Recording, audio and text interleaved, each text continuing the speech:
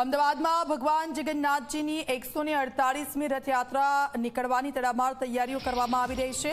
ત્યારે રથયાત્રા પહેલા આજે મહત્વનો અવસર છે ભગવાન જગન્નાથજીની જળયાત્રા। જમાલપુર જગન્નાથ મંદિરથી વાજતે ગાજતે હાથી, બેન્ડ બાજા, ધજા પતાકા સાથે આ ભવ્ય શોભાયાત્રા નીકળી। મંદિરથી શોભાયાત્રા ભૂદરના આરે જાય છે અને જ્યાં 108 કળશમાં જળ ભરીને લાવવામાં આવે છે, જે મંદિરે લાવીને ભગવાનનો જળાભિષેક શાસ્ત્રોક્ત વિધિ વિધાન સાથે થાય છે। ભગવાનના જળાભિષેક બાદ નાથ ગજવેશમાં ભક્તોને દર્શન આપશે અને આ દર્શન ખાસ છે કારણ કે વર્ષમાં એક જ વાર પ્રભુ ગજવેશમાં દર્શન આપે છે। બપોર પછી મોસાળવાસીઓ ભગવાનને સરસપુર લઈ જશે। જગન્નાથ મંદિર પરિસરના દ્રશ્યો છે ને ભક્તોનું ઘોડાપૂર ત્યાં ઉમટી પડ્યું છે કારણ કે ભૂદરના આરે આ જળ ભરવા માટે યાત્રા નીકળશે। ધ્વજા પતાકા સાથે આ જળયાત્રા છે તેની તૈયારીઓને ત્યાંથી નીકળી ચૂકી છે। ત્યારે ભૂદરના આરે પણ શાસ્ત્રોક્ત વિધિ વિધાન સાથે નદીમાંથી કળશમાં જળ ભરવામાં આવશે અને એ જળ નિજ મંદિર ખાતે લાવીને ભગવાનને જળાભિષેક કરવામાં આવશે। 108 નદીઓના પાણી તેમાં રહેશે।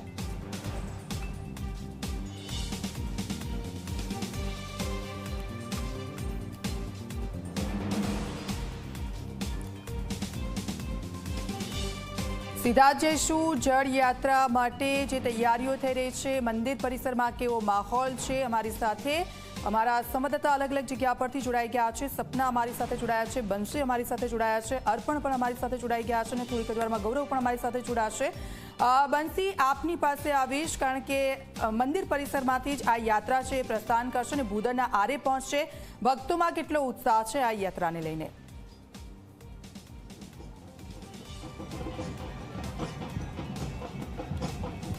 દીક્ષિતા, ભક્તોમાં અનેરો ઉત્સાહ જોવા મળી રહ્યો છે અને મંદિરથી આ જળયાત્રા છે તે પ્રસ્થાન કરી ચૂકી છે। આપ આ કળશ જોઈ રહ્યા છો, 108 કળશ છે તે શિરે શોભાવી અને ભગવાન માટે જળ લેવા જવાની તૈયારીઓ શરૂ થઈ ચૂકી છે અને ભક્તો ભાવ વિભોર થઈ રહ્યા છે। ગજરાજ પણ આવી ચૂક્યા છે, અલગ અલગ સંતો મહંતો જે છે તે આ જળયાત્રામાં જોડાઈ રહ્યા છે। આપ જોઈ રહ્યા છો ભગવાન માટે જાંબુ, મગ, કાકડી તેવા અલગ અલગ જે છે તે ભોગ પણ તૈયાર કરવામાં આવ્યા છે અને ભક્તોમાં અનેરો ઉત્સાહ જોવા મળી રહ્યો છે।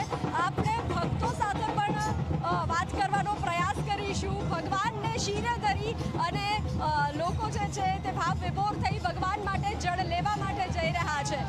કેવો ઉત્સાહ? કેટલા સમયથી આ યાત્રામાં જોડાઓ છો? 13 વર્ષથી। તો લોકો વર્ષોથી આ યાત્રામાં જોડાય છે અને આપ જોઈ રહ્યા છો ગજરાજ પણ દીક્ષિતા તૈયાર છે। આજે મહત્વનું છે કે ભગવાનને ગજવેશ ધારણ કરાવશે, ભગવાન ગજવેશ ધારણ કરશે, શણગાર કરવામાં આવશે। જે વર્ષમાં એક જ વાર જે ભગવાન ગજવેશ ધારણ કરે છે તો આપ જોઈ રહ્યા છો અલગ અલગ તૈયારીઓ સાથે સંતો મહંત જોડાઈ ચૂક્યા છે। દિલીપ દાસજી મહારાજ, બિલકુલ બંસી, આપની પાસે આવીશું, અપડેટ્સ લઈશું, સપના પાસે જઈશું। સપના, કેવો માહોલ છે ત્યાં? ભક્તો કેટલા ઉત્સાહિત છે જળયાત્રાને લઈને? મહાપુરુષો વિરાજમાન થઈ રહ્યા છે। તમામ સંતો મહંતો મહાપુરુષોનું આપણે બધાએ જી સપના સ્વાગત કરીએ અને બિલકુલ દીક્ષિતા, અત્યારે હાલ જે જળ યાત્રા છે એ ભૂદરના આરે પહોંચી ગઈ છે અને હાલ દ્રશ્યો આપ જોઈ રહ્યા છો। તમામ જે સખી મહિલાઓ છે, સખી મંડળ છે, ભજન ગાતા ગાતા મંદિરે પહોંચ્યા છે અને આ સાથે જ કારણ કે ગજરાજ જે યાત્રા છે એનું પ્રસ્થાન કરાવતા હોય છે તો તમામ જે લોકો છે એવો પણ અહીં નજીક પહોંચી ચૂક્યા છે। હવે એમની સાથે વાતચીત પણ કરીશું, એમને પૂછીશું કે કેવા ભક્તિમય રંગે રંગાઈ ગયા છે। આપ જણાવો, આપ તો ભગવાનને શિરે ધરી લીધા છે, શું કહેશો? ભગવાનને આપે માથે ચડાવી લીધા છે, ખૂબ લાડ લડાવી રહ્યા છો, શું કહેશો? આનંદ ઉમંગ ભર્યો, જય કનૈયા લાલ કી। અમે ઘણા વર્ષોથી આવીએ છીએ અને આનો મંગલ કરીને અમે વરસાદી માનતા રાખીએ છીએ બસ।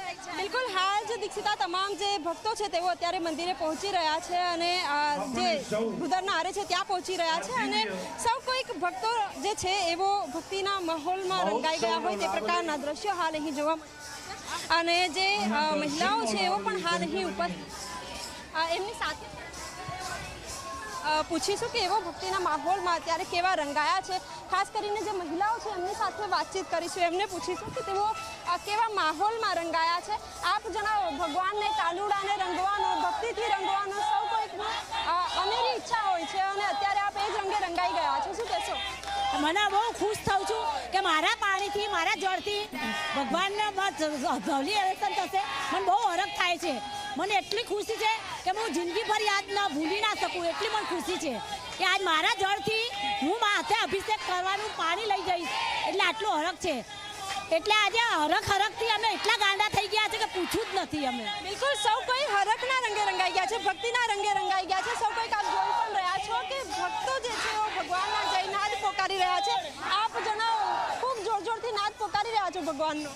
હા, આજે અમને ખૂબ જ આનંદ અને ઉત્સાહ છે. આજે જગન્નાથ ભગવાનનો આજે ઉત્સવ છે અને અમને બધા મંડળોને આપની પાસે આવીશું, સીધા જઈશું અર્પણ પાસે. અર્પણ, રથયાત્રા પહેલાનો પડાવ એટલે જળયાત્રાને તેને લઈને ઉત્સાહ ભક્તોમાં જોવા મળી રહ્યો છે. આપ જ્યાં ઉપસ્થિત છો ત્યાં કેવો માહોલ?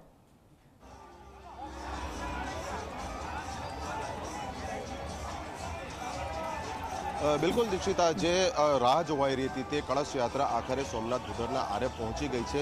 કેમેરા પર્સન એસપી શર્માને કહીશ કે આ તરફના સીધા દ્રશ્યો બતાવે. આપ જોઈ શકો છો તમામ જે કળશ છે 108 કે જે શોભાયાત્રા સ્વરૂપે અહીંયા લાવવામાં આવ્યા છે તે તબક્કાવાર અહીંયા કિનારા ઉપર બિલકુલ જે આખું પ્લેટફોર્મ જે વ્યવસ્થિત રીતે બનાવવામાં આવ્યું છે ત્યાં ગોઠવવામાં આવી રહ્યા છે. એટલે જે મંદિરના સેવકો છે તેમના દ્વારા એક પછી એક કળશ અહીંયા નીચે ઉભેલા સ્વયંસેવકોને આપવામાં આવી રહ્યા છે. આપણે જોઈ શકીએ છીએ કે પીળા વસ્ત્રોથી સજ્જ દરેક કળશની ઉપર નાળિયેર પણ મૂકેલા છે, ફૂલોથી સુશોભન પણ કરવામાં આવેલું છે અને પાછળની તરફ આપ જોઈ શકો છો સંતો, મહંતો અને જે પૂજારીઓ છે તેમને પોતાનું સ્થાન લઈ લીધું છે. એટલે આ જે આખી વ્યવસ્થા અહીંયા કિનારા ઉપર કરવામાં આવી છે. રંગબેરંગી ધજાઓ સાથે સેંકડો ભાવિક ભક્તો છે તે અગાઉથી જ અહીંયા પહોંચી ચૂક્યા છે. વિવિધ ભજન મંડળીઓ પણ છે કે જે આપણા સહયોગી સપનાએ તેમની સાથે વાત કરી. જય રણછોડ, માખણ છોડના નાદ સતત ગુંજી રહ્યા છે. બીજી બાજુ આ તરફ જે વ્યવસ્થા કરવામાં આવી છે, જે આજનો મુખ્ય પ્રસંગ છે જળ ભરવાનો, તેના માટે કહી શકાય કે આ વિશેષ જે ક્રૂઝ સાબરમતી નદીમાં જે ક્રૂઝ ચાલે છે તેને અહીંયા કિનારા પાસે મૂકવામાં આવ્યું છે. ફાયર બ્રિગેડના અધિકારીઓનો સ્ટાફ જોઈ શકો છો, પોલીસનો બંદોબસ્ત પણ છે.